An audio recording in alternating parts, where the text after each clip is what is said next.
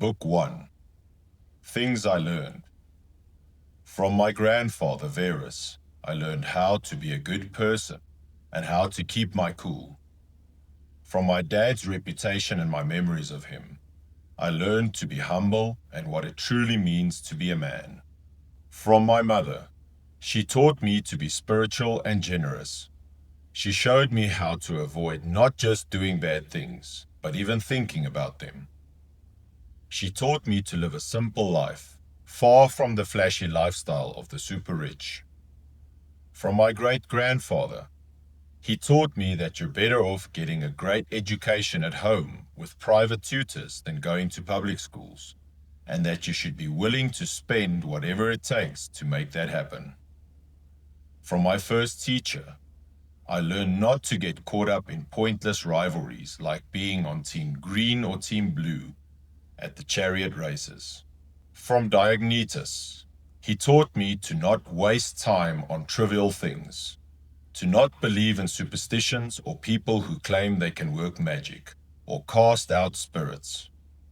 He also got me into philosophy when I was young, encouraging me to think deeply, listen to smart people, and write dialogues. From Rusticus, he's the one who made me realize I needed to work on myself and improve my character.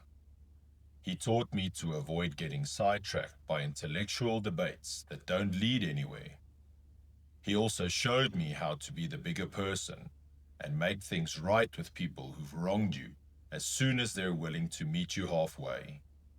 He taught me to read carefully and not be satisfied with just getting the general idea of something.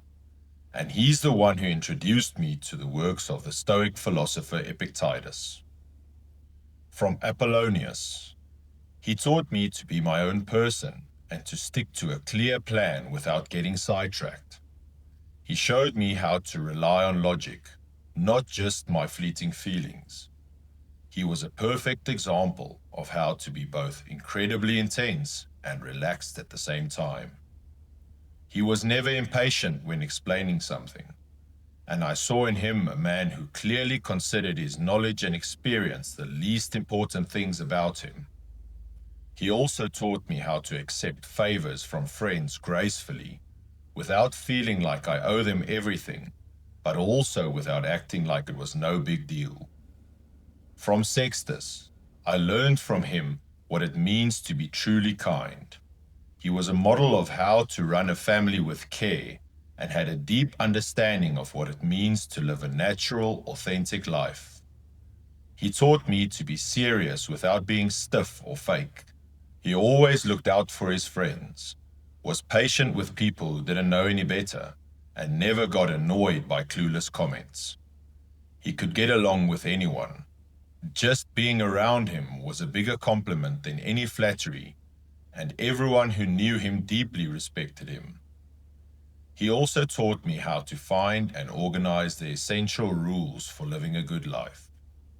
He never showed any sign of anger or other extreme emotions. He was completely calm and at the same time full of genuine affection. He would give praise quietly without a big show, and he was incredibly knowledgeable without being a show-off. From Alexander, the grammarian, he taught me how to correct people without being a jerk. If someone said something wrong, he wouldn't jump in and embarrass them. Instead, he would subtly find a way to say the right word or phrase himself, as if he were just confirming their point, not correcting it.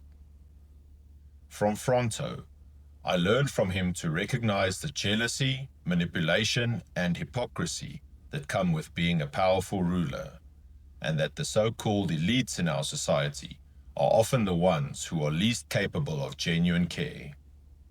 From Alexander the Platonist, he taught me not to say or write in a letter I'm too busy unless I absolutely have to. I learned that you can't just keep making excuses to get out of your obligations to the people in your life by claiming you have more important work to do. From Catullus, he taught me not to ignore a friend who is criticizing me, even if they're unreasonable, but to try restore the relationship. He also showed me how to give my teachers genuine praise and to have real love for my children. From my brother Severus, he taught me to love my family, to love truth, and to love justice. Through him, I learned about the great Stoic thinkers. He helped me understand the idea of a government where the same rules apply to everyone, a society built on equality and free speech, and the concept of a ruler whose highest value is the freedom of the people. From him, I also learned to have a consistent and deep appreciation for philosophy, to be generous, to always be optimistic, and to trust that my friends cared about me. He was always direct with the people he criticized, and his friends always knew where they stood with him. They never had to guess what he wanted or thought. From Maximus, he taught me how to be the master of myself and not get pulled in a million different directions. He showed me how to be cheerful in all situations, especially when I was sick. His character was a perfect mix of dignity and charm. He always got his work done without complaining. Everyone who knew him believed he meant what he said and that he had good intentions in everything he did. He was never shocked, scared, or overly aggressive. He never rushed, never put things off, and was never at a loss. He wasn't depressed or fake. He was never one to laugh at others or be suspicious of them. He was known for being generous and quick to forgive. He was the picture of a man who was naturally good, not someone who had to be corrected into being good. And maybe most importantly, no one ever felt like he was looking down on them, but no one would ever dare to think that they were his superior. He also had a great sense of humor. From my adopted father, the emperor, from him I learned to be gentle and to hold firmly to decisions after I thought them through. He didn't care about empty honors. He was a hard worker who was always persistent. He was great at listening to anyone who had an idea that could help the community. He always gave people what they deserved based on their experience. He knew when to push hard and when to relax. He was also disciplined and self-reliant. His friends didn't have to meet with him every day, and he didn't get needy if they were away. He was always the same level-headed person. We could discuss things freely, and he would listen carefully to other people's opinions. He never rushed to a conclusion. He took his time to investigate things thoroughly. He was a loyal friend, never got sick of them, and never played favorites. He was always satisfied and cheerful, and he was great at planning for the future, taking care of even the smallest details without any drama. Most of all, I admired how he kept a close watch on the empire's budget and was willing to accept criticism for it. He didn't try to win over the crowds or flatter people. He was always sober and steady, never getting caught up in trends or chaos. He lived a healthy life, which meant he rarely needed a doctor. He wasn't jealous of people with special talents, like public speaking or writing, and would actually help them get the recognition they deserved. He followed our ancestral traditions without showing off about it. He wasn't restless. He preferred to stay in the same places and focus on the same tasks. After his bad headaches, he would get right back to work, fresh and full of energy. He didn't have many secrets, just state secrets, and even those were rare. He was a man of moderation. What I thank the gods for. I'm thankful that I had good grandparents, good parents, a good sister, good teachers, and good friends. I'm lucky that I never seriously disrespected any of them, even though I had a temper that could have easily led to it. It's thanks to the gods that things never lined up in a way that would have exposed my flaws. I'm thankful that I wasn't raised by my grandfather's mistress for any longer than I was, that I maintained my innocence, and that I didn't rush into adulthood but waited for the right time. I'm grateful that I had an emperor and a father who could strip all the arrogance out of me and make me realize that it's possible to live in a palace without needing a personal guard, fancy clothes, or a whole entourage of attendants. You can live a life very similar to a regular person without losing your authority or dignity when you need to act like a leader. I'm grateful to have had a brother like him who inspired me to take care of myself and whose love and respect made my life better. I'm grateful that my children were healthy, that my wife was so supportive, loving, and down to earth, and that I had so many excellent teachers for them. And finally, I'm thankful that in my study of philosophy, I didn't get bogged down in useless arguments or waste my time on things that don't matter. All of this was only possible with the help of the gods and a lot of good fortune. Book 2. A morning reminder. When you wake up, tell yourself, today I'm going to meet some real jerks. They'll be nosy, ungrateful, arrogant, and rude. They're like this because they can't tell the difference between good and bad, but I can.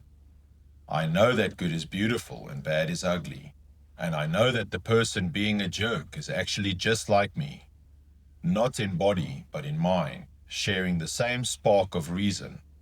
So they can't actually hurt me. No one can drag me down into their ugliness. I can't get angry at my own family, and I can't hate them. We were born to work together like two rows of teeth, or your left and right hands. To get in each other's way is just not natural, and getting angry or turning your back on someone is definitely getting in the way. You are not your body. Think about what you're really made of. A little bit of flesh, a little bit of breath, and your mind, the part that's in charge. Forget your books, forget your body. It's just a shell that's already decaying. You're an old man now. Stop letting your mind be a slave to your impulses, getting jerked around by every selfish whim. Stop worrying about the future and being unhappy with the present. It's all part of the plan. Everything that comes from the gods is part of a grand cosmic plan. Even random luck isn't separate from nature's interconnected web. Everything flows from that single source. Remember two things. First, whatever happens to you is what was meant for you all along. Second, what happens to one thing is connected to the good of the entire universe. Keep it simple. Just remember that a good life is a simple one. If you think and act with purpose, you will find peace. Last act focus. Do every single thing in your life as it were the last thing you'll ever do. Do it with intense focus and without any drama. Free yourself from letting your emotions override your logic. Get rid of the hypocrisy, the selfishness, and the annoyance of your situation. You see, the things you need to do to live a good life are actually pretty simple. If you can just master these few things, the gods won't ask for anything more. Stop distracting yourself. Are you still disrespecting your own soul? You're treating it like an object, and soon you'll run out of time to show it the respect it deserves. Don't worry about what others think. Don't waste the rest of your life worrying about other people, unless it's for the common good. If you're always wondering, what is that person doing? What are they thinking? What are they planning? You're just distracting yourself from your own work. Your job is to focus on your own mind and your own path. Your inner fortress. First, don't just react without a plan. Second, make sure your actions are always aimed at helping others.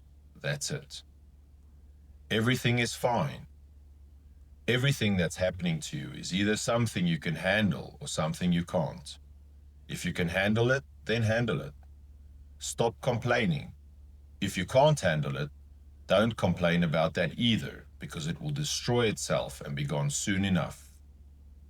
Just remember, you can handle anything that your own mind decides is handleable, simply by reframing it as being in your best interest. how to see people. Clearly, if someone messes up, gently correct them and show them where they went wrong. If you can't do that, then blame yourself, or better yet, don't blame anyone at all. It's a disgrace for your soul to give up while your body is still going strong. The soul disgraces itself when it becomes a tumor on the world by getting angry at things. It disgraces itself when it gives in to pleasure or pain. It disgraces itself when it's fake and dishonest. And it disgraces itself when it just wanders aimlessly, doing things without any purpose instead of focusing its energy on a goal. The spark of life. Even though we are small, temporary beings, our mind can grasp the big picture. We can understand the past and the future and see the timeless, orderly nature of the universe. The three relationships. You have three important relationships: to your body and the physical world around you, to the divine source from which all things come, to the other people you share this world with. Pain is either bad for the body, so let your body complain about it, or it's bad for the soul, but the soul has the power to stay serene and calm. It can decide that the pain is not an evil. Your ability to judge, to reason, and to choose isn't hurt by pain, so you remain untouched. Don't be a jerk to yourself. Wipe away your imagination. Stop letting your emotions pull you around like a puppet. Focus on this exact moment in time. Understand what's happening to you and to others. Separate things into their cause and their substance, and think about your final hour. If someone else made a mistake, leave the mistake with them. Time is a river. Time is like a river, a violent flood of events. As soon as you see something, it's already been swept away, and something else is taking its place, and that will be swept away too. Don't make it a big deal. Everything that happens is as normal and predictable as a rose in the spring or fruit in the summer. That goes for sickness, death, people talking trash about you, betrayal, all of it. So don't let it be a source of surprise. The things that seem like a big deal are just the universe doing its thing. Whatever happens next will always be a natural consequence of what came before. Don't think of life's events as a chaotic mess, but as a logical, connected sequence. Book 3. Don't just count the days, make the days count. You need to consider not just that you're getting closer to death every day, but also that even if you live a long life, your mind might not stay sharp. Once you start to lose your ability to think clearly, you can still breathe and eat, but you lose the ability to understand yourself, to know your duties, and to analyze what's happening. You lose the very thing that makes you you. So you have to get to work now while your mind is still strong. See the hidden beauty. Nature has a way of making even the side effects of its processes beautiful. For example, when bread bakes, the crust cracks open in certain places. These cracks weren't meant to be part of the baker's plan, but they have a strange charm that makes you want to eat it. Ripe figs split open. Olives that are almost rotten have a unique, mature beauty. The way a lion's brow furrows, the foam that drips from a wild boar's mouth. These things are far from pretty on their own, but because they are the natural results of other processes, they are actually fascinating. If you have a deep appreciation for how the world works, you'll find beauty in almost everything, even the things that seem ugly or random. You won't be charmed by a real lion's jaws any less than a sculpture of one. You'll see a certain mature grace in old age, and you'll be able to look at the beauty of young people without getting swept up in lust. There's a lot you'll see that not everyone can, because you're truly in tune with nature and its work. Everything dies. Hippocrates cured many diseases, then he got sick and died. The Chaldeans predicted the deaths of others, and then their own fate caught up with them. Alexander, Pompey, and Caesar destroyed entire cities, and then they died too. Heraclitus wrote about how the universe would end in fire, and then he died, filled with water from his own illness. Socrates was killed by his fellow Athenians. But what kills other people? Lies for some, something else for others. What's the point? You get on the boat of life, you sail, you reach your destination. Get off. If you land in another life, great. If you land in nothingness, at least you're done with the pain and pleasure that pulled you in different directions. Don't waste a second. Don't waste the little time you have left on this earth worrying about other people, unless your thoughts can be used for the common good. Wondering what someone else is doing and why just distracts you from your own purpose.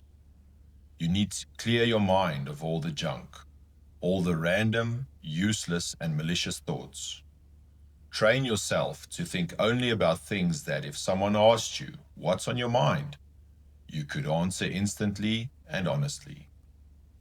Your inner director, the part of you that's in charge, your inner director, should be the master of your life.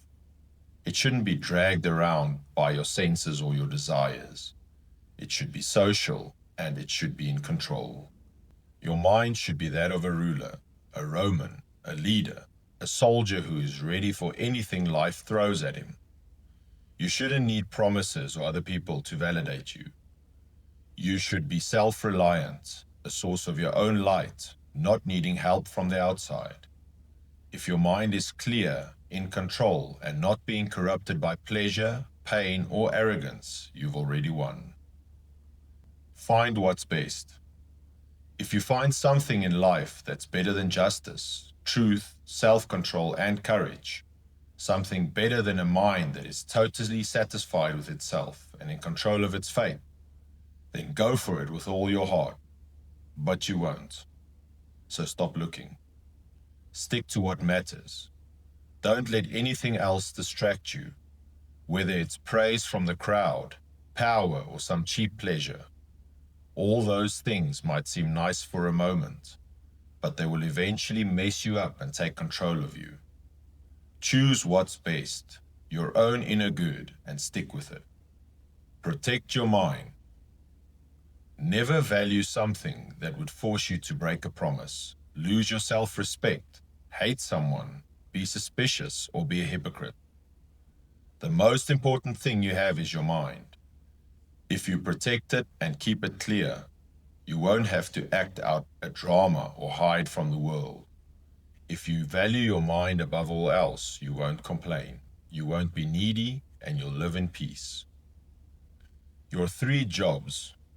Be satisfied with 3 things. Your actions. Make sure what you are doing right now has a purpose and serves the common good. Your fate. Accept what is happening to you right now, as it was destined for you from the beginning of time. Your thoughts. Be certain that your thoughts are clear, just, and aimed at understanding the world as it is. Wipe the slate clean.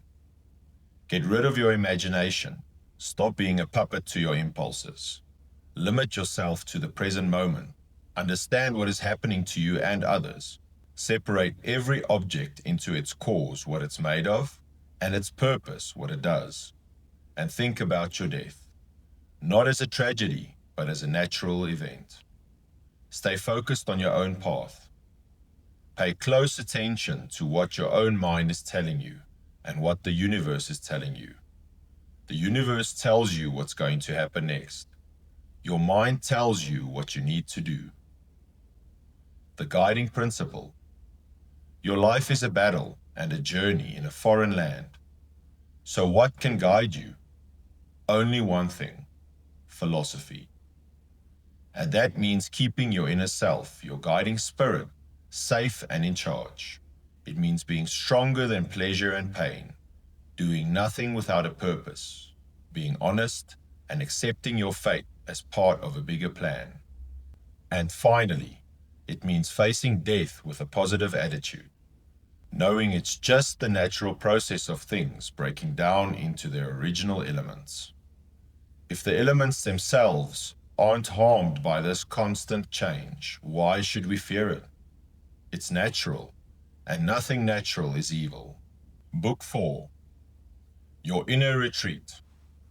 People look for retreats for themselves in the countryside, at the beach, or in the mountains. You dream of that too, but that's a bit of a rookie move, since you can retreat into yourself anytime you want. The most peaceful and hassle-free place to go is your own mind, especially if you have a set core of principles you can review, which will instantly put you at ease. So give yourself this retreat constantly and recharge. Your principles should be simple and solid, so that when you turn to them, they will be enough to wash away all your stress and send you back to your work without resentment. What are you mad at? Are you mad at the bad things people do? Remember the principle. We are all here to help each other. And in any case, people don't do wrong on purpose. Think of how many people have lived their lives full of anger, suspicion, and hatred, only to end up as ashes. Then let it go. Are you upset with your share of the universe's plan? Remember the two options. Either there's a grand plan, or it's all just random atoms. Are you chasing fame? Think about how quickly everything is forgotten. Look at the endless ocean of time before you were born and after you'll be gone. The person praising you, the person hearing the praise, and the person being praised, all of them will be gone in a flash. The real source of trouble. Remember that external things can't touch your soul. They can't get inside. They just stay out there, quiet. The only thing that causes you trouble is your own internal judgment about them. And you have the power to wipe that judgment clean right now. If the trouble is some flaw in your own character, who's stopping you from fixing it? If you're stressed because you're not doing something that seems right, then just do it. If something is blocking your way, figure out how to adapt. Your intention to do the right thing is a success in itself, even if you can't complete the action. The big picture. The universe is like one living being, with one body and one soul. Everything we do is connected to the whole. You are a soul dragging a corpse. As the philosopher Epictetus used to say, you are a little soul dragging a corpse around. Nothing new ever happens. There's nothing bad about things changing, and there's nothing good about things staying the same. It's all just part of the process. Time is a river. Time is a river of events, and its current is strong. As soon as something appears, it's swept away and another thing takes its place, only to be swept away too. It's all normal. Everything that happens is as normal and predictable as a rose in spring or fruit in the summer. That includes sickness, death, slander, and betrayal. All the things that make fools either ecstatic or miserable. Nature's way. Whatever happens next is always a logical consequence of what came before. Life isn't a random list of disconnected events. It's a rational, connected sequence. What is evil? Remember the words of Heraclitus. The death of earth is to become water, and the death of water is to become air, and the death of air is to become fire, and so on. A person who has forgotten where the road leads is still on the road. People are in conflict with the very thing that governs the universe, reason, and the things they encounter every day seem strange to them. We shouldn't act and speak like we're asleep. Do good, then move on. Just as you would do your civic duty and then forget about it, you should do a good deed and not need to broadcast it. Just move on to the next one, like a vine that produces grapes again in the next season. Live according to nature. No one can stop you from living according to your own nature. Nothing can happen to you that goes against the nature of the universe. Whose approval do you want? Think about the people whose approval you seek. Think about their minds, what they chase after and what they avoid. And remember that just as sand dunes shift and cover what was there before, their praise and criticism will soon be buried by the next wave. The universe is a city. If intelligence is common to us all, then so is the reason that tells us what to do. If that's true, then there's a common law. And if that's true, we are all citizens. And if we're citizens, we are all part of some kind of community. That means the entire universe is like one big city. My own nature is both rational and social. As Antoninus, my city and country is Rome. But as a human being, my city is the world. Therefore, what is good for these communities is the only thing that is good for me. Don't let it hurt you. It doesn't hurt you should be your go-to defense. If you believe it, you've built a fortress. An opinion like, "This is terrible," is a complaint. Even if your body is cut, burned, or infected, keep the part of you that forms that opinion quiet. Let it judge that nothing is good or bad which can happen equally to a bad person and a good person. Because what happens to everyone, regardless of whether they follow nature or not, is neither natural nor unnatural. The universe is change. Constantly think of the universe as one living being. Everything is interconnected. Think about how quickly things are born and die. Your own life is just a tiny blip in eternity. Everything is in a state of flux. Nothing is solid. Everything is perception. Your life is what your thoughts make it. You control your mind, not outside events. Realize this and you will find strength.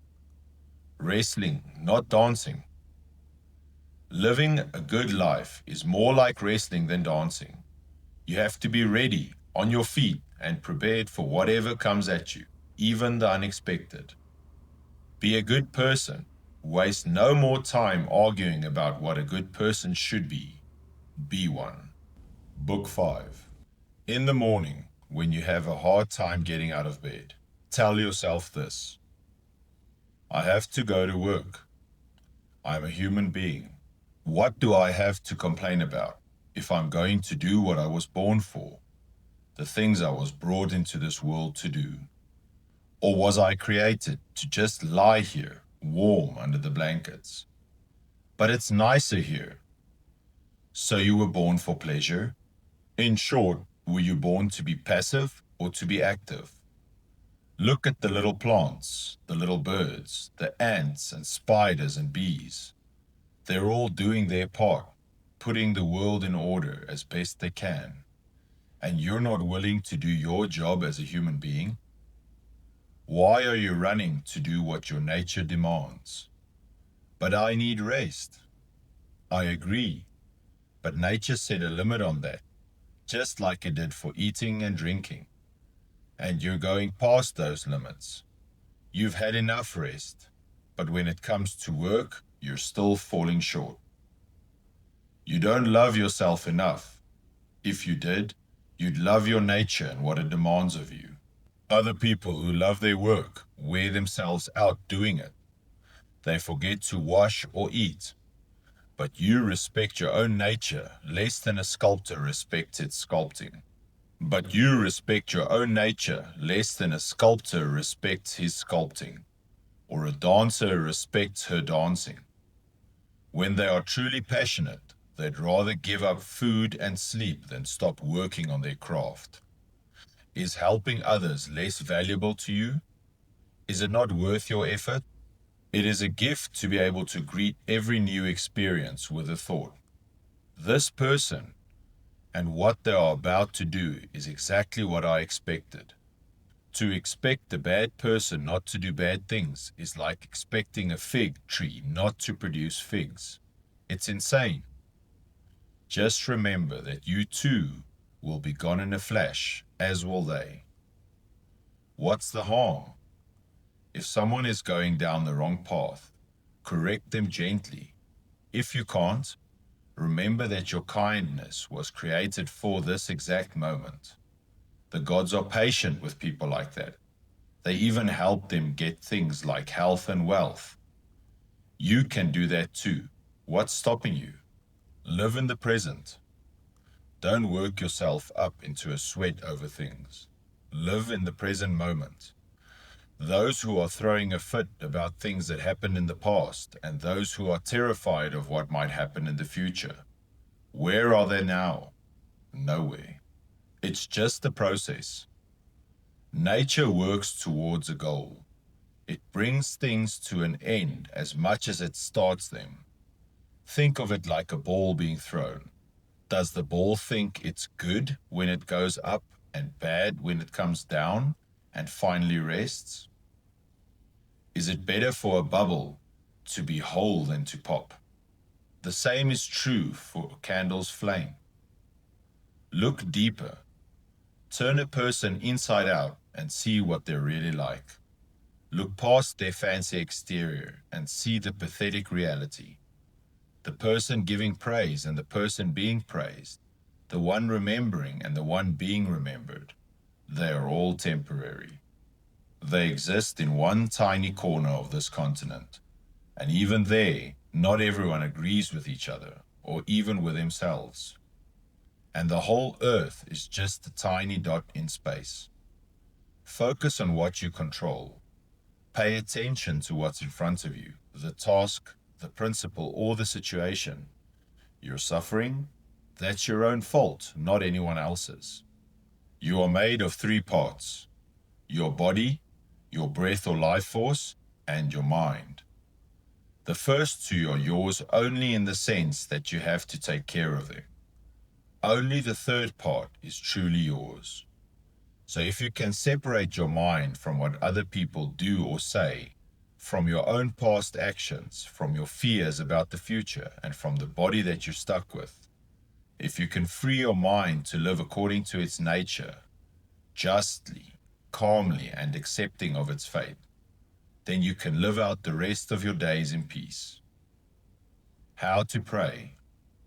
People pray like this: how can I get what I want? Or how can I not lose my child? You should pray like this: how can I stop wanting what I want? Or how can I not be terrified of losing my child? Change your prayers from asking for things to asking for freedom from the fear of not having them. Accept your medicine. The universe is like a doctor. It prescribes illnesses, injuries, and losses for you. Just as a doctor prescribes cold baths or a specific diet, these things are prescribed for your own destiny, to contribute to the health of the entire world. So accept what happens, even if it seems harsh. Don't think of it as bad, but as part of a larger cure. The obstacle is the way. Don't be thrown off course by what happens. Whatever gets in your way, you can turn it around and make it part of your path. The obstacle in the road becomes the road. The simplest principles are the most powerful. For example, everything is created for a purpose, and you should not be swayed by the desires of your body. Your mind was made to rule, not to be a slave to your senses.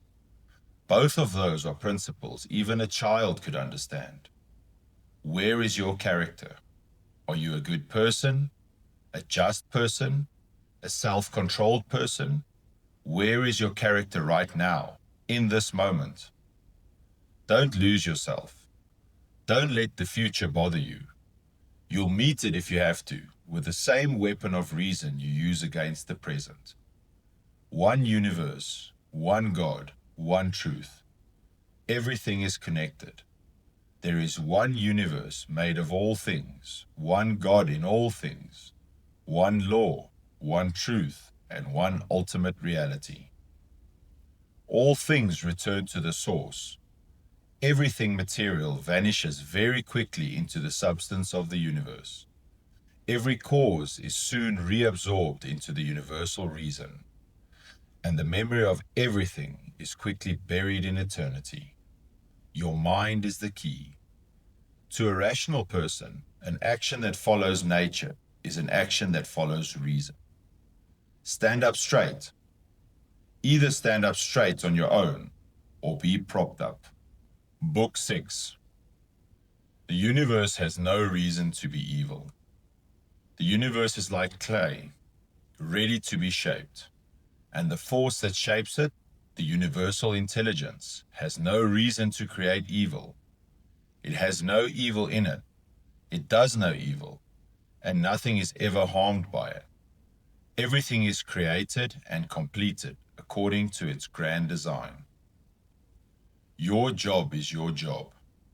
Whatever you're doing, do it well. Whether you're cold or warm, tired or rested, getting criticized or praised, even if you're dying, just do your job well.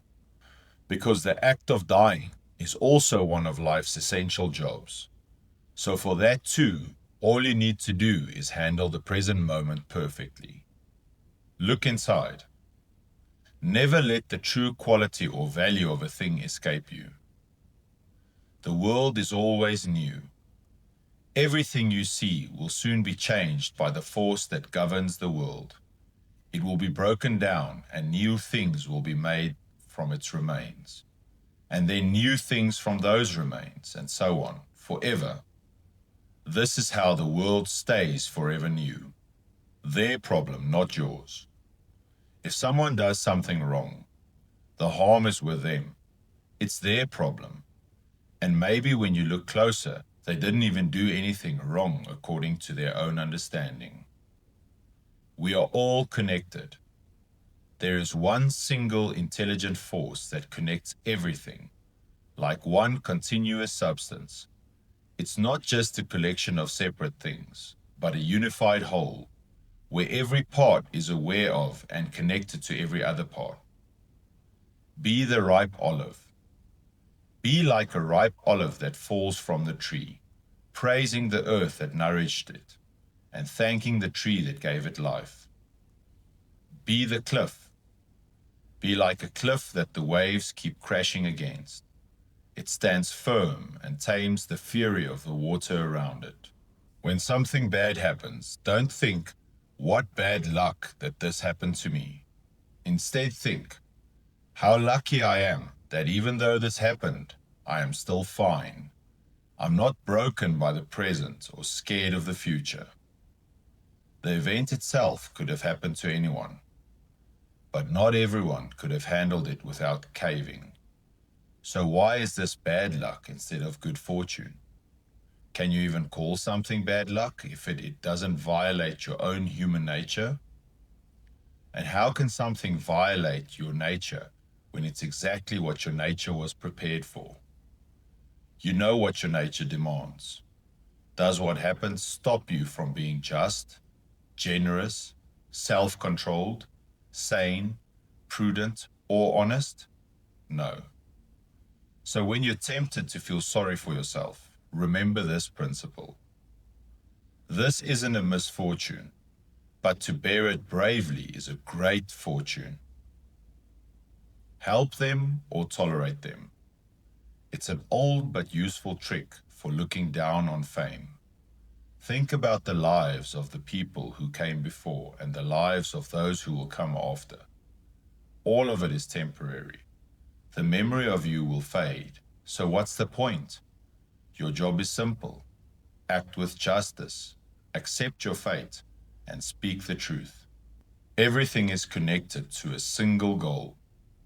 Everything, even the things you think are random, is working together toward one single beautiful outcome. The unconquerable mind.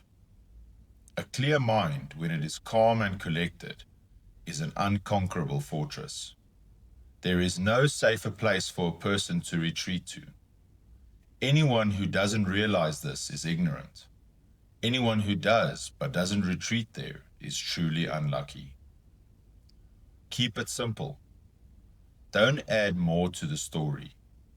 Someone said something bad about you. That's all.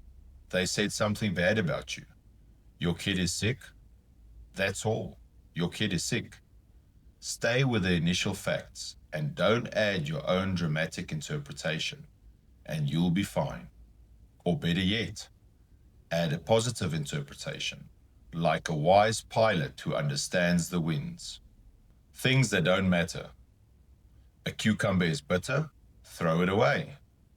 There are thorns in the path? Walk around them. That's all you need to know. Don't add.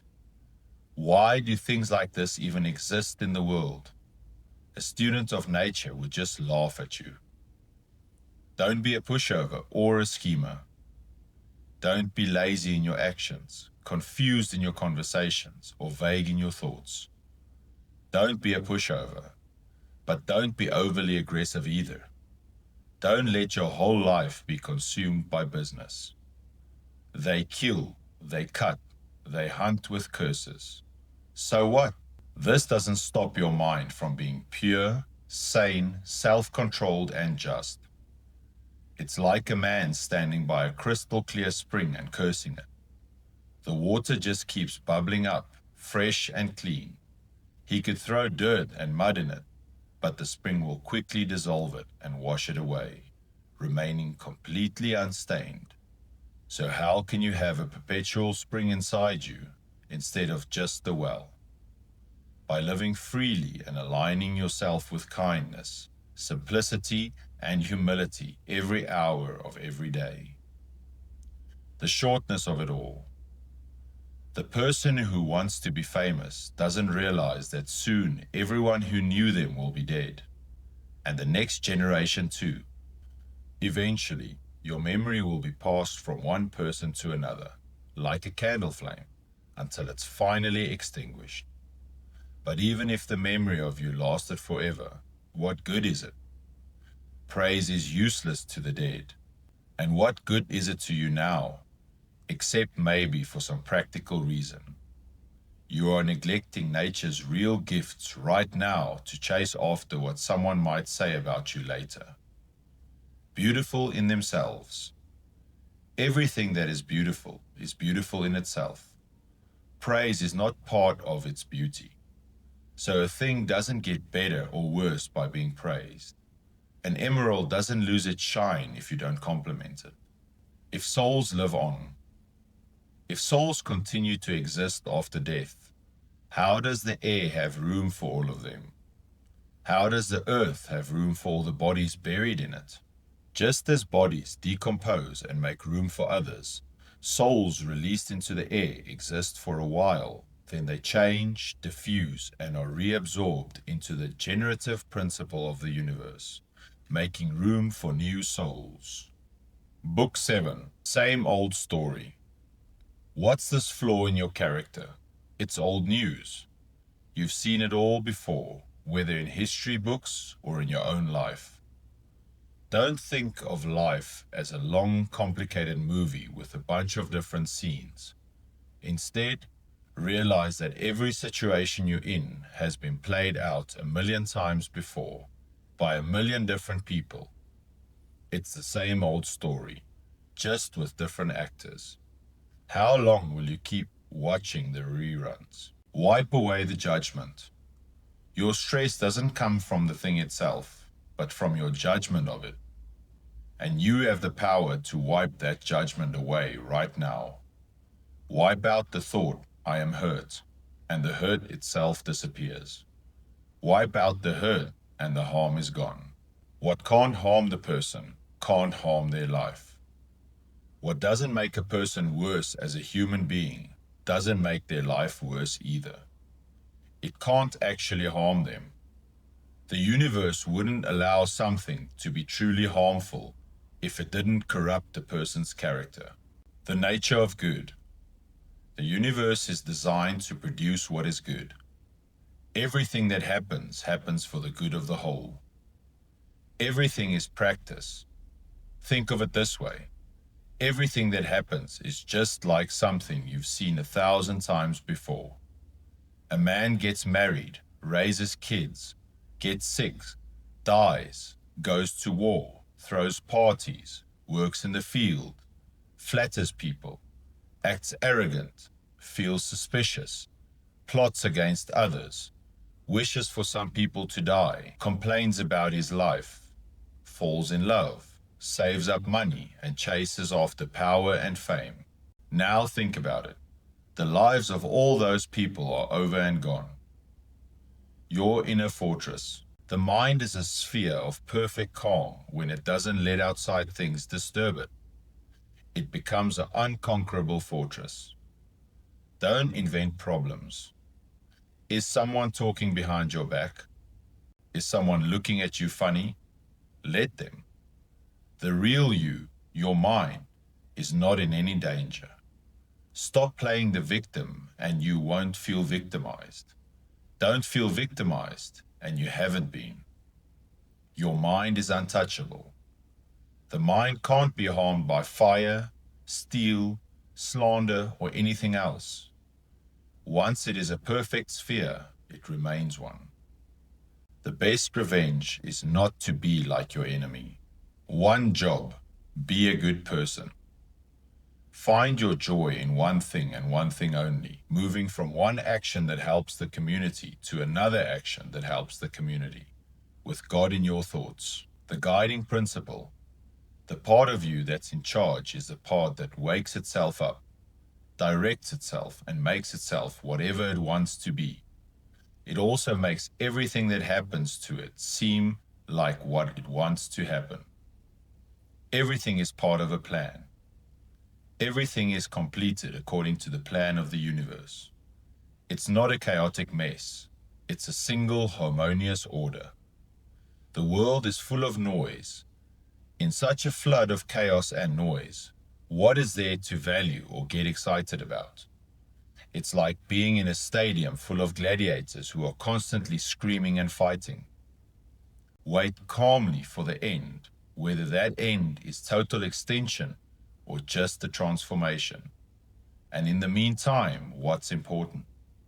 To respect the gods, to be good to people, to practice patience, and to remember that everything outside of your own body and mind is not yours and not in your control. No one can stop you.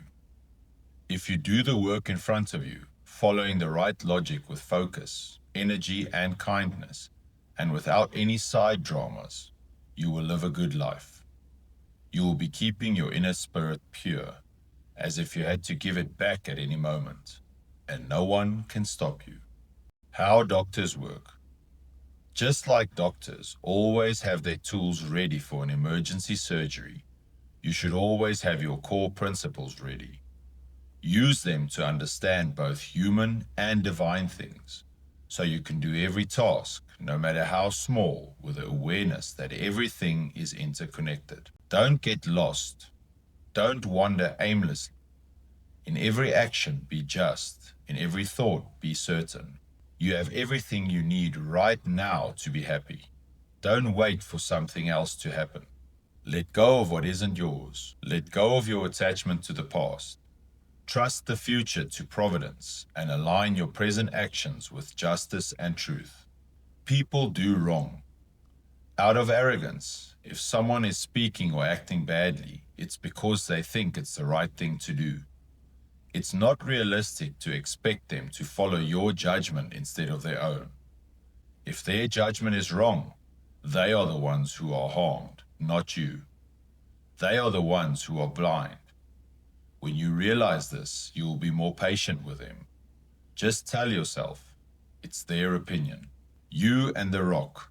To be thrown upward by a rock is no evil for the rock, nor is it good for it to fall back down. The same is true for you. The things that happen to you are neutral. Get inside people's minds. You'll see what kind of judges you're so afraid of, and you see how poorly they judge even themselves.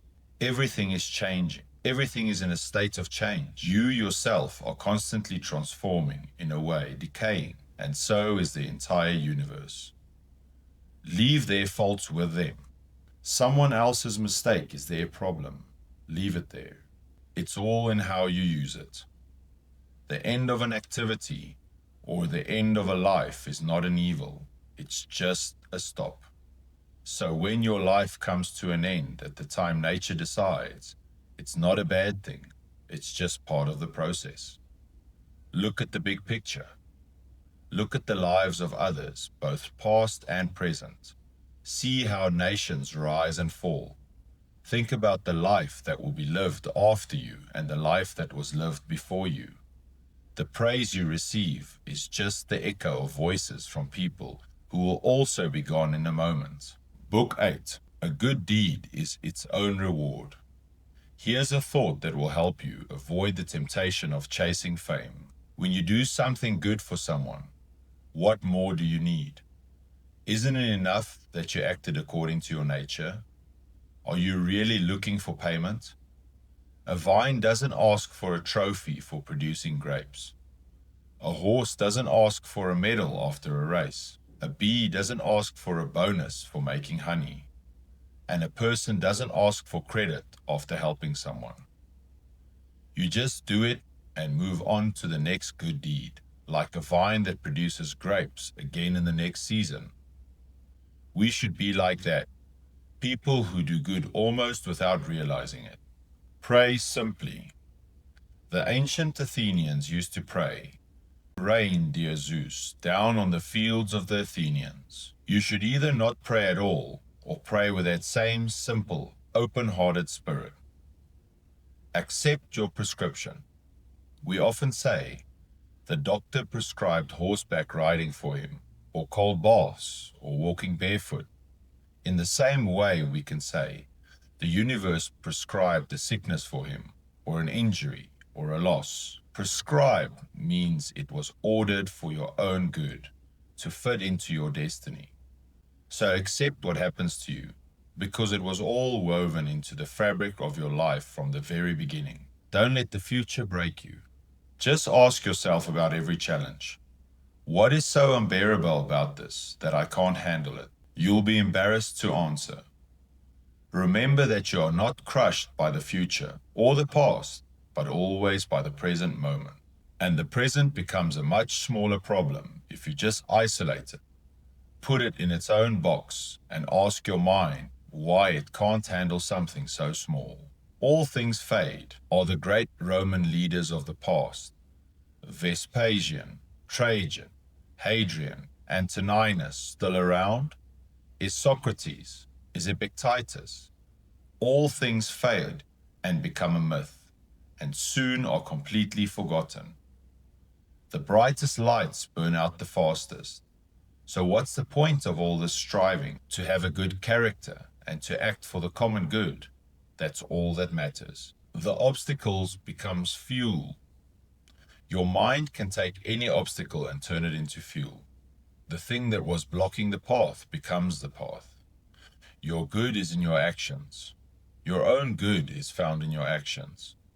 A plant or an animal can be said to be doing well when it lives according to its nature. In the same way, a person is doing well when they live according to theirs. And your nature is to be rational and social. So, your good lies in rational and social actions. Isolate the present. If you are stressed, it's not because of the thing itself, but because of your story about it. You can change that story. If your body is in pain, it will let you know, but your body is not you. Your mind can remain calm by isolating itself and refusing to label the sensation as evil. Kindness is unbeatable. Kindness is invincible as long as it's genuine and not just a fake smile. What can the most arrogant jerk do to you if you continue to be kind to him? If you gently and calmly correct him at the very moment he's trying to hurt you, you can say, "No, my son, we were born for something else. I can't be hurt by this, but you are hurting yourself." Then you can explain to him in a general way that this is just not how the world works, that bees don't act like this, nor do other animals that live in a herd, but do it without sarcasm or insult, just with genuine affection. The fig tree's job. When you are trying to understand why things are the way they are, Remember this: a horse has a job, a vine has a job, the sun has a job, the universe has a job. What's yours? You are part of a whole. You are part of a larger society. Every action you take should contribute to that society. Any action that doesn't aim to help the community is tearing it apart. It makes you a rebel, an outcast. A child's fight. The arguments and ambitions of powerful people are just the child's game. It's all just puppet shows and petty squabbles. But there is a real principle at stake: your character. See the cause. Look past the surface of an action and see the cause behind it. Then look at your own motivations with the same honesty. What is unbearable? Anything I can handle with my reason is not unbearable. If you mess up, start again. If you get thrown off course, come back to yourself. Don't demand perfection. Just be glad that for the most part you act like a human being and love the philosophy you are returning to. Don't get lost in abstraction. The world of philosophy can be a confusing labyrinth of theories. Don't get lost in it. Where is the person who is truly simple? Where is the person who is truly good? Stick to the basics. Is a person greedy? Is a person obsessed with fame? Find the core principle and work from there. Change your view. You always have the option of having no opinion.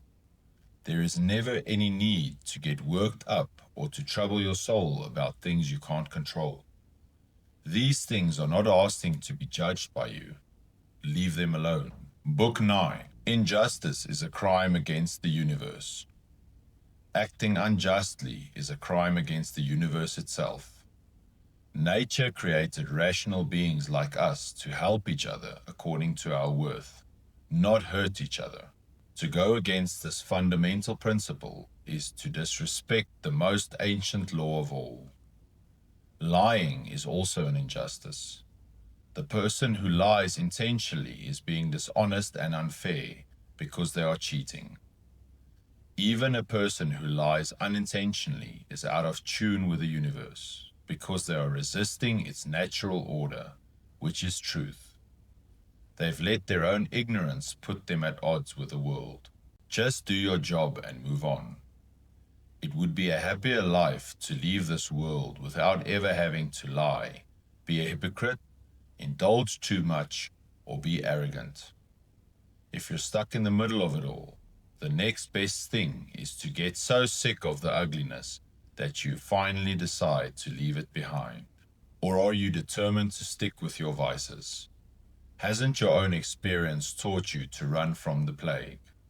The corruption of the mind is a far worse plague than any disease in the air. One affects your body, the other rots your very humanity. Do good until you can't anymore. Don't look down on death, but welcome it. It's just one more thing that nature wants from us. Just as we experience being young, growing old, getting strong, and reaching our prime, so too is the process of our bodies breaking down. It's a natural part of life. So, a thinking person shouldn't be impatient or dramatic about death. You should simply wait for it as you would for any other natural process.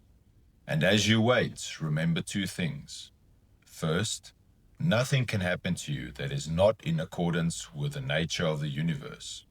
Second, you have the power to not do anything that goes against your own inner spirit. No one can force you to betray yourself. The mind is not your problem. When someone does you wrong, immediately ask yourself, what idea of good or evil did they have that made them do it? Once you understand that, you'll feel pity for them, not surprise or anger. Maybe you still have the same flawed idea of good that they do, in which case you have to forgive them. If you've already moved past those false ideas, it will be easier for you to be patient with their confusion. We are all connected. Don't think of yourself as just a single limb of the human race. Think of yourself as a complete member of the one great human body. Everything is connected with everything else in a sacred bond. There is almost nothing that is truly separate. Everything is coordinated and works together to create one orderly universe. Love your fate. Adapt yourself to the circumstances you have been given, and love the people you are fated to be with, and love them for real.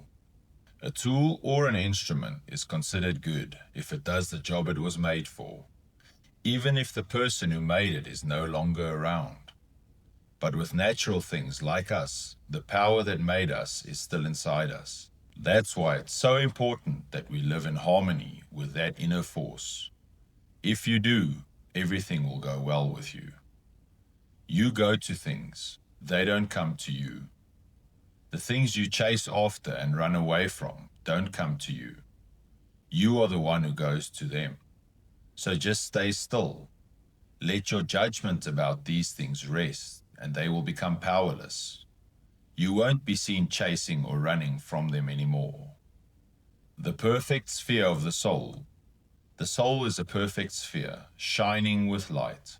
And when it isn't reaching out for things or shrinking away in fear, it is lit by a light that allows it to see the truth in all things and the truth within itself. Do they despise me?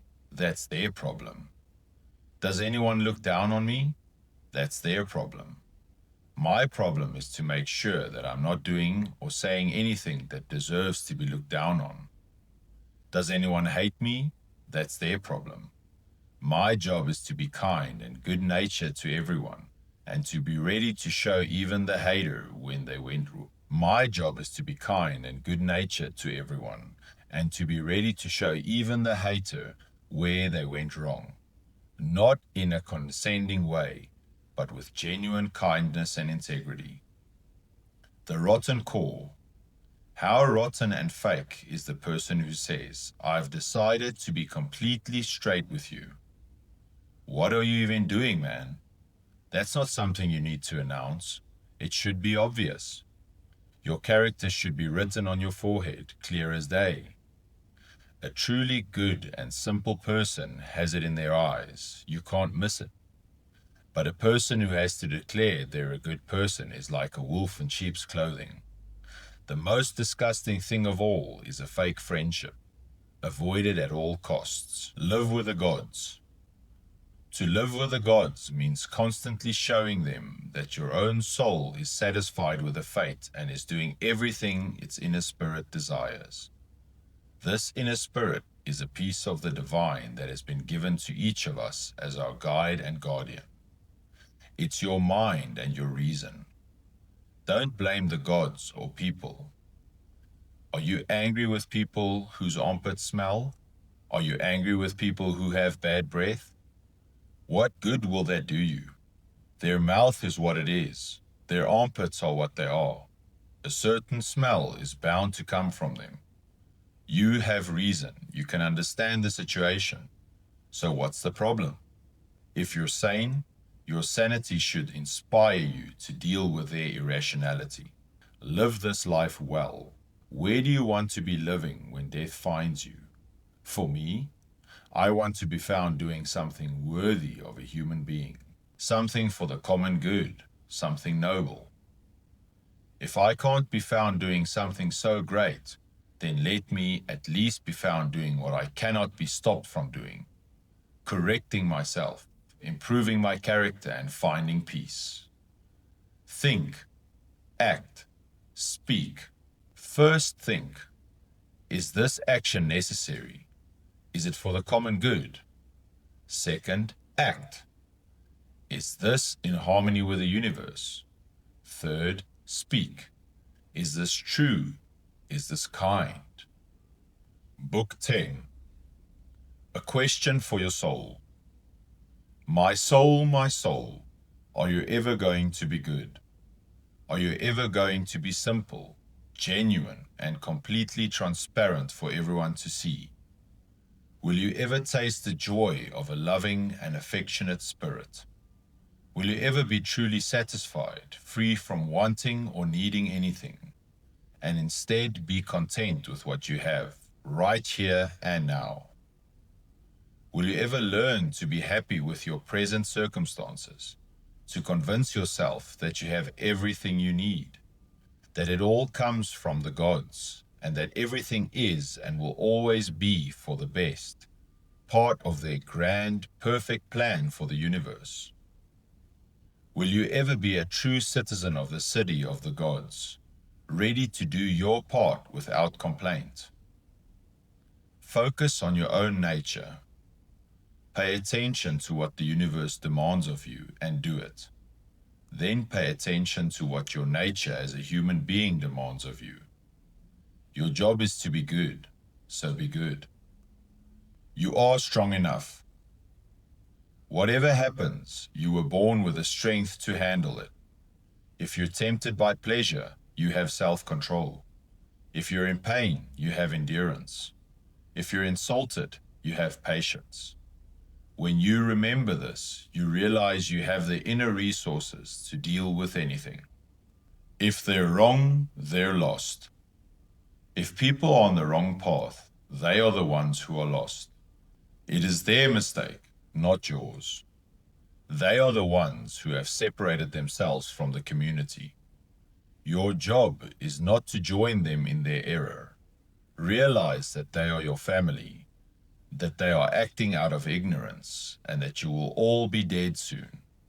And most importantly, remember that they haven't actually harmed you. They haven't made your mind any worse than it was before. The universe is one thing. Think of the universe as one living being, with a single body and a single soul. All of its parts are working together for a single purpose. What you might call evil for a part is actually good for the whole. Don't be a severed branch. You are part of the whole. Don't cut yourself off from the community. If you do, you're like a branch that's been lopped off a tree. But the amazing thing is, you can graft yourself back on. No other part of nature has this ability. A branch that is cut off stays cut off. But a person who separates themselves can choose to rejoin the whole and become one with it again. Turn obstacles into opportunities. Those who get in your way can't stop you from acting with reason. They can't block your path. Your mind can adapt and convert any obstacle into an opportunity. The thing that was blocking your way becomes the way forward, and the obstacle to an action becomes the action itself. What is my craft? To be good. What is my craft? To be a good person. And how do I master this craft? Through understanding the nature of the universe and my own unique place within it. The great play of life. First, the great playwrights wrote tragedies to remind us that the terrible things we see on stage are things that are fated to happen in real life. If it was entertaining to watch it happen to a character in a play, you shouldn't get so upset when it happens to you in the great play of life itself. After tragedy came comedy, which was meant to expose and ridicule arrogance and pretension. It served a useful purpose. So why do we still watch plays? To be reminded of how repetitive and mundane life is. You are no different. It is undeniably true that you are no better prepared to live a philosophical life than a farmer, a shopkeeper, or a court official. So what if you can't debate like a professional philosopher? You can still be virtuous. You can still be free, kind, and self-controlled. You can still live in harmony with nature.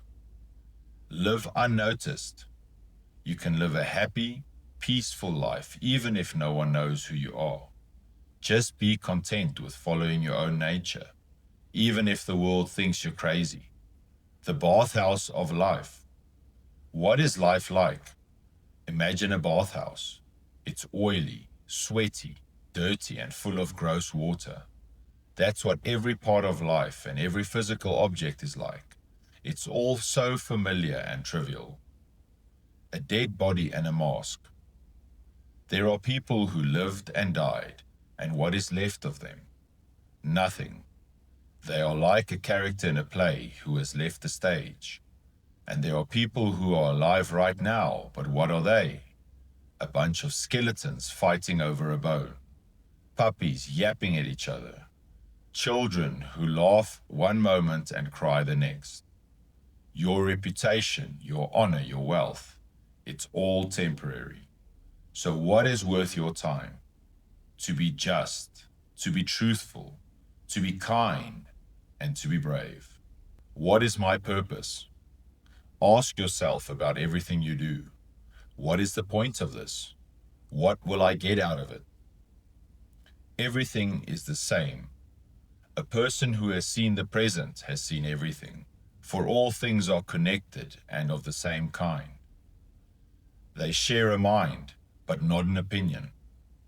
All things share a single universal mind, but people don't share the same opinions. They are often at odds with each other.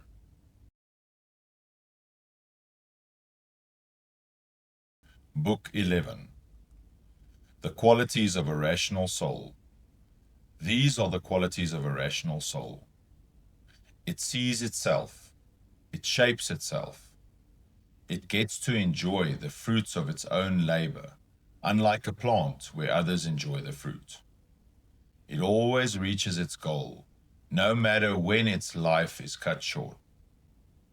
It can look at the entire universe and the endless void around it, understanding the great cycles of creation and destruction. It knows that those who come after us will see nothing new, and those who came before saw nothing more than we have. A 40-year-old with any intelligence has basically seen all of the past and all of the future. Finally, a rational soul loves its neighbors, speaks the truth, and honors itself above all else. Break it down. You should learn to look down on things you once valued. How? By breaking them down. For a fancy song, separate the melody into individual notes and ask yourself about each one. Is this little sound really so powerful that it can control me? You'll be embarrassed. For dancing, think about each individual movement and pose. Do this with everything in life, except for virtue.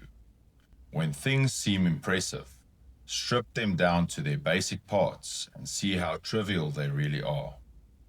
This practice is incredibly useful for cutting through arrogance. A soul ready to go. How noble is a soul that is ready to leave the body at any moment, whether it is to be extinguished, scattered, or to continue on. But this readiness must come from your own clear judgment, not from sheer stubbornness or drama, but with dignity, calmly, and in a way that would convince others. The reward is the act. Have I done something to help others? Then I have already been rewarded. Keep this thought ready and never stop. What is your job? What is your job in life? To be a good person. And how do you achieve this? Through the principles you've learned about the nature of the universe and your own place in it. The lessons of the stage. First, plays like tragedies were meant to remind us that bad things are fated to happen in life, and that if you enjoyed watching them on a stage, you shouldn't get upset when they happen on a bigger stage of your own life. After tragedy came comedy, which was meant to expose and ridicule arrogance and pretension. It served a useful educational purpose. Philosophy is always an option. It's so obvious that there is no other station in life so well suited for practicing philosophy as the one you are in right now. Don't cut yourself off. A branch cut from a nearby branch has also been cut from the whole tree. In the same way, a person who cuts himself off from another person has cut themselves off from the whole community. A branch is cut by someone else, but a person cuts themselves off through hatred and anger. and they don't realize they've torn themselves away from the whole. The gift we've been given is that we can choose to graft ourselves back on. But the person who repeatedly cuts themselves off makes it harder and harder to become one with the whole again. The two fortresses. The people who get in your way cannot stop you from acting with reason. They cannot force you to be unjust or unkind. So don't let them stop you from being kind to them either. Be on guard in two ways at once. Maintain your fortress of calm, just judgment, and maintain your fortress of kindness, even to those who try to harm you. To get angry at them is just as much a weakness as giving up on your goal. It's all just change. The world is nothing but change, and your life is nothing but your opinion of it. Your body is just baggage. Your soul is just a passenger in the bag of your body. What does it care if the bag gets ripped or rots away? They're only hurting themselves. Those who are arrogant, angry, or sad are just like a person who complains that the world isn't fair. They are like a pig that kicks and squeals when it's being sacrificed. Only a rational being has the ability to willingly accept what happens.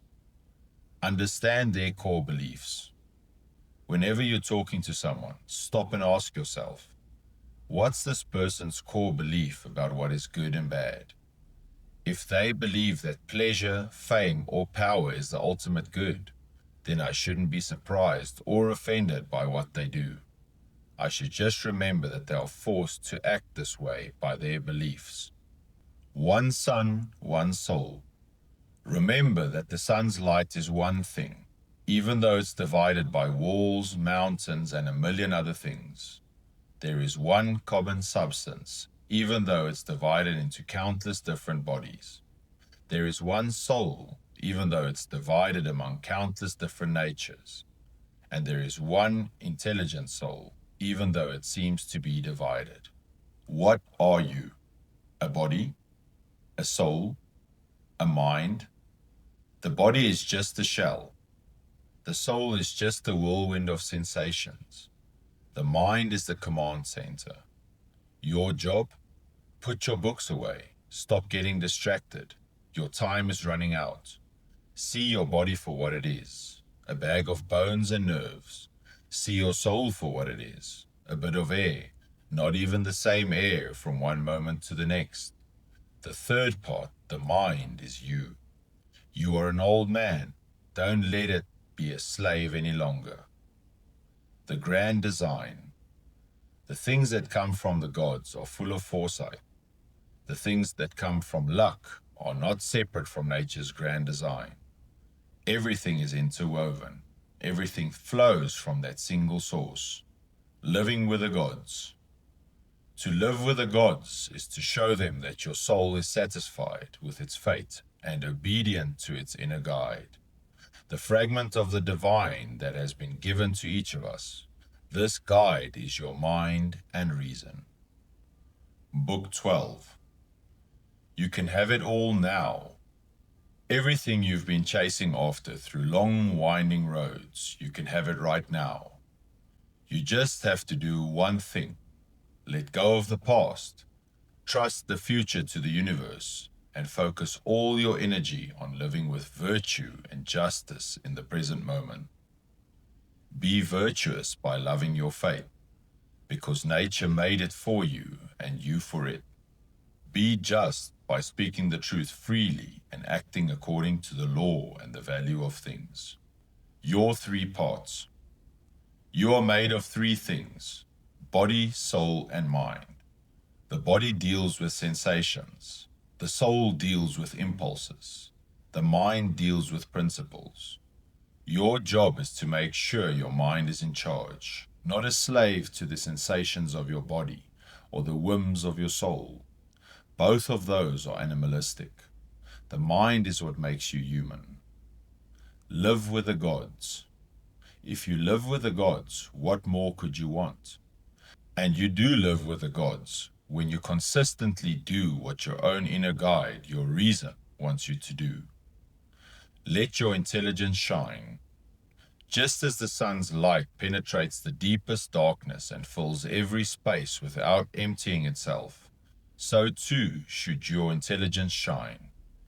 It should not be a violent flood, but a steady light that illuminates whatever it touches. The things that don't absorb the light are just reflecting it away, but the light itself is not diminished. Why fear change? Why are you afraid of death? If you die, you will either be scattered into atoms, or you will simply be nothing. If you are reabsorbed into the universe, you will be given a new role. But either way, it's just natural change. Why fear change? You can't even take a hot bath unless the firewood changes. You can't eat unless your food changes. Nothing good can happen without change. So why should your own change, your own death, be something to fear? We are all working together. We are all working together toward a single end. Some of us know it and are working consciously. Others are like the sleeping man in the proverb, who still contributes to what happens in the world. The universe needs all kinds of workers to complete its masterpiece. Your only job is to figure out which kind of worker you want to be. A single purpose. Does the sun try to do the job of the rain? Does the god of healing try to do the job of the goddess of the harvest? Each of the stars is different, but they all work together for the same purpose. The three possibilities.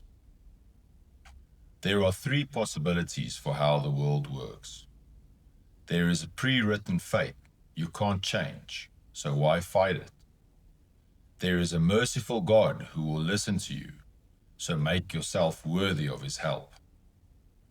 There is just chaos with no leader. If this is true, be glad that in the middle of this crashing storm, you have your own guiding intelligence within you. If the storm sweeps you away, let it take your body and your breath, but it can never take your mind. The only reward of this life. Keep yourself simple, good, pure, and serious. Be a friend to justice. Be kind and affectionate. Be dedicated to your duty. Fight to remain the person that philosophy wants you to be. Respect the gods, help people. Life is short. The only reward of this life on earth is a good character and actions for the common good. It's all a repeat. Everything is a repeat. The same dramas, the same ceremonies, the same scenes, just with different actors.